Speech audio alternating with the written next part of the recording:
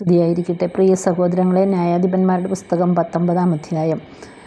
ഈ അധ്യായത്തിലെ പ്രതിപാദ്യ വിഷയം നോക്കിയതിനു ശേഷം നമുക്ക് ചോദ്യോത്തരത്തിലേക്ക് പോകാം. എഫ്രൈം മലനാട്ടിൽ വന്ന് താമസിച്ചിരുന്ന ഒരു ലേവ്യൻ ബേത്ലഹേംകാരിയെ ഉപനാരിയായി സ്വീകരിച്ചു. അവൾ ഭർത്താവിനോട് പിണങ്ങി വൃദ്ധഭവനത്തിലേക്ക് പോയി. 4 മാസം കഴിഞ്ഞ് ഒരു വേലക്കാരനെയും 2 കഴുതകളെയുമായി അവളെ അനുനയം പറഞ്ഞ് കൂട്ടിക്കൊണ്ടുവരുവാൻ അയാൾ ബേത്ലഹേമിലേക്ക് പോയി. അവളുടെ പിതാവ് അയാളെ സന്തോഷത്തോടെ സ്വീകരിച്ചു. 3 ദിവസം അവിടെ കഴിഞ്ഞു. 4-ാം ദിവസവും അമ്മായിയപ്പൻ്റെ നിർബന്ധത്താൽ അവിടെ തന്നെ കഴിഞ്ഞു. 5-ാം ദിവസം ഉച്ചവരെ താമസിച്ചതിന് ശേഷം ഉച്ച കഴിഞ്ഞ് അവിടെ നിന്നും പുറപ്പെട്ടു ജബൂസിലെത്തിയപ്പോൾ നേരം ഇരുട്ടി. ജബൂസ് യെരുശലേമിൻ്റെ എതിർവശമാണ്.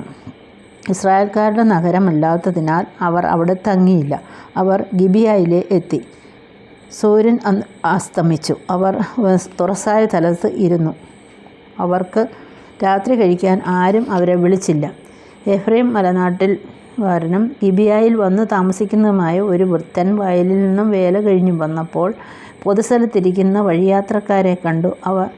അവർ വൃദ്ധനോട് വിവരങ്ങൾ പറഞ്ഞു. വൃദ്ധൻ പറഞ്ഞു, സമാധാനമായിരിക്കുക, ഇവിടെ രാത്രി ഇരിക്കരുത്, എൻ്റെ കൂടെ വരിക.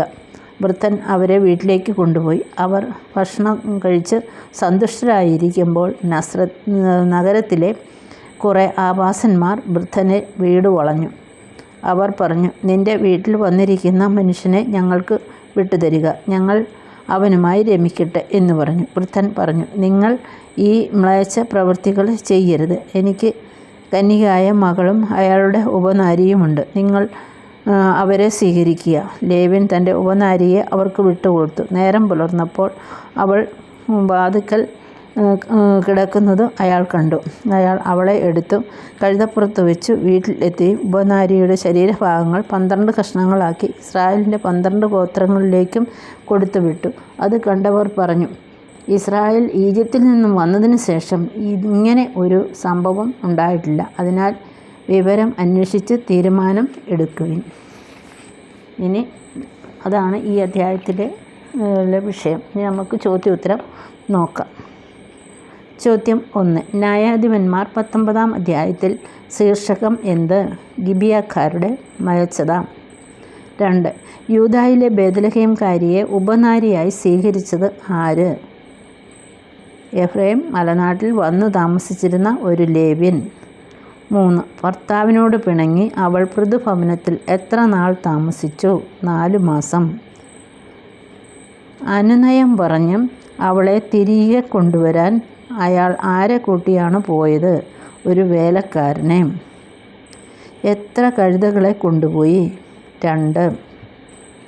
അവളുടെ ഭവനത്തിൽ എത്തിയപ്പോൾ യുവതിയുടെ പിതാവ് അവനെ എങ്ങനെയാണ് സ്വീകരിച്ചത്? സന്തോഷത്തോടെ. ലേവ്യൻ ഭാര്യ വീട്ടിൽ എത്ര ദിവസം താമസിച്ചു? 3 ദിവസം. അമ്മായിയപ്പൻ്റെ നിർബന്ധത്താൽ 1 ദിവസം കൂടെ താമസിച്ചു. അങ്ങനെ 4 ദിവസം താമസിച്ചു. 5-ാമത്തെ ദിവസം ഉച്ചഭക്ഷണത്തിന് ശേഷം അവിടെ നിന്നും പോന്നു. 4-ാം ദിവസം പ്രഭാതത്തിൽ അയാൾ എഴുന്നേറ്റ് യാത്രയ്ക്കൊരുങ്ങി. അപ്പോൾ യുവതിയുടെ പിതാവ് എന്താണ് പറഞ്ഞത്? അല്പം ആഹാരം കഴിച്ച് ക്ഷീണം തീർത്ത് പോകാം. 5-ാം ദിവസം ഉച്ച തിരിഞ്ഞ് യാത്ര തിരിച്ച് അവർ എവിടെ വന്നപ്പോഴാണ് നേരം വൈകി തുടങ്ങിയത്? ജബൂസിൽ. ഏത് നഗരത്തിന് എതിർവശമാണ് ജബൂസ്? ജെറുസലേമിന്. 12. നേരം വളരെ വൈകിയിരിക്കുന്നു. ഭൃത്യൻ എവിടെ തങ്ങാമെന്നാണ് പറഞ്ഞത്? ജബൂസിൽ. യജമാനൻ വേലക്കാരനോട് എവിടെ പാർക്കാമെന്നാണ് പറഞ്ഞത്? ഗിബിയയിൽ. ഏത് ഇസ്രായേൽ ഗോത്രക്കാരുടെ പട്ടണമാണ് ഗിബിയ? ബെഞ്ചമിൻ. അവർ ഗിബിയയിലെ തുറസായ സ്ഥലത്ത് ഇരുന്നതിൻ്റെ കാരണമെന്ത്? ഒരു മനുഷ്യനും രാത്രി കഴിക്കുന്നതിന് അവരെ സ്വാഗതം ചെയ്തില്ല. 16. വയലിൽ വേല കഴിഞ്ഞ് മടങ്ങി വന്ന വൃദ്ധൻ ഏത് നാട്ടുകാരനാണ്? എഫ്രൈം മലനാട്. ഇപ്പോൾ ആ വൃദ്ധൻ എവിടെയാണ് താമസിക്കുന്നത്? ഗിബിയയിൽ. ലേവ്യനും ഉപനാരിയും വേലക്കാരനും വൃദ്ധൻ്റെ ഭവനത്തിൽ സന്തോഷത്തോടെ ഇരിക്കുമ്പോൾ ആരാണ് അവിടെ വന്നത്? നഗരത്തിലെ ചില ആവാസന്മാർ. വൃദ്ധൻ്റെ വീട് വളഞ്ഞ് എന്താണ് ആവശ്യപ്പെട്ടത്? ലേവ്യനെ അവർക്ക് വിട്ടുകൊടുക്കാൻ. വീട്ടുടമസ്ഥൻ അവരോട് എന്താണ് പറഞ്ഞത്? സഹോദരന്മാരെ, നിങ്ങൾ ഈ തിന്മ ചെയ്യരുത്.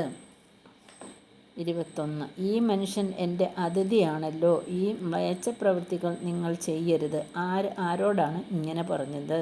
വീട്ടുടമസ്ഥൻ ആവാസന്മാരോട്. വാക്യം 19, 23, 22. എനിക്ക് കന്യകയായ ഒരു മകളും ഈ മനുഷ്യന് ഉപനാരിയുമുണ്ട്. ഞാൻ അവരെ നിങ്ങൾക്ക് വിട്ടുതരാം. ഇഷ്ടം പോലെ പ്രവർത്തിക്കുക. എന്നാൽ ആരോട് നിഷ്ഠൂരത കാണിക്കരുത് എന്നാണ് നികൃഷ്ടത കാണിക്കരുത് എന്നാണ് വൃദ്ധൻ പറഞ്ഞത് ഈ മനുഷ്യനോട്. വാക്യം 19, 24. ചോദ്യം 23. ലേവ്യൻ എന്താണ് ചെയ്തത്? തൻ്റെ ഉപനാരിയെ അവർക്ക് വിട്ടുകൊടുത്തു. 24. രാവിലെ എഴുന്നേറ്റ ലേവ്യൻ എന്താണ് കണ്ടത്? ഉപനാരി കൈകൾ കട്ടിളപ്പടിയിൽ വെച്ച് വാതിൽക്കൽ കിടക്കുന്നത് കണ്ടു. 25. അവളെ എടുത്ത് കഴുതപ്പുറത്ത് വെച്ച് ലേവ്യൻ എവിടേക്ക് പോയി? വീട്ടിലേക്ക്. 19, 28, 26. വീട്ടിലെത്തിയ ലേവ്യൻ തൻ്റെ ഉപനാരിയുടെ അവയവങ്ങൾ ഛേദിച്ച് 12 കഷണങ്ങളാക്കി എന്തു ചെയ്തു? ഇസ്രായേൽ എല്ലായിടത്തേക്കും കൊടുത്തയച്ചു. വാക്യം 19, 29. ഇസ്രായേൽ ഈജിപ്തിൽ വന്നതിനു ശേഷം ഇന്ന് വരെ ഇപ്രകാരം ഒരു സംഭവം കാണുക ചെയ്തിട്ടില്ല. ആരാണ് ഇങ്ങനെ പറഞ്ഞത്? അത് കണ്ടവരെല്ലാം. ഇതേപ്പറ്റി ആലോചിച്ച് എന്തു ചെയ്യുവിൻ എന്നാണ് ഇസ്രായേൽ ജനം എല്ലാം പറഞ്ഞത്. തീരുമാനിക്കുവിൻ. വാക്യം 19, 31. ഇത്രയും നേരം വചനഭാഗം ശ്രമിച്ചതിന് എല്ലാവർക്കും നന്ദി. Thanks for watching.